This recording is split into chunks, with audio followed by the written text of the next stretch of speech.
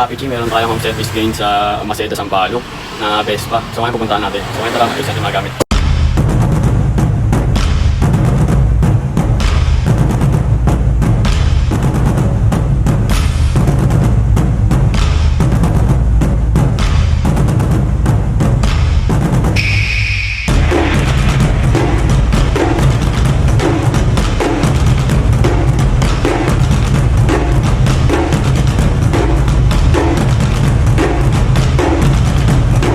Mga kapapichi, tapos natin ayusin yung mga gamit natin ayun sa motor.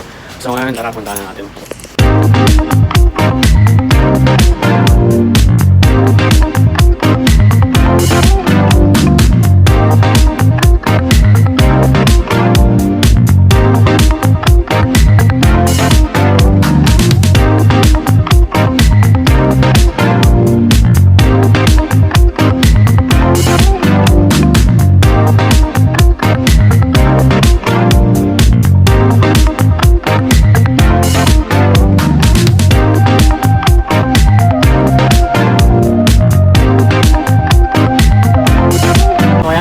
Yan, dito tayo sa Maceda ngayon, Sampaloc, Manila.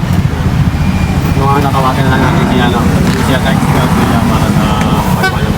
Saka ngayon, tawagan natin siya guys. So ngayon guys, nandito na tayo sa Cristomo, Sampaloc, corner Maceda. So ngayon, ito yung best na gagawin natin.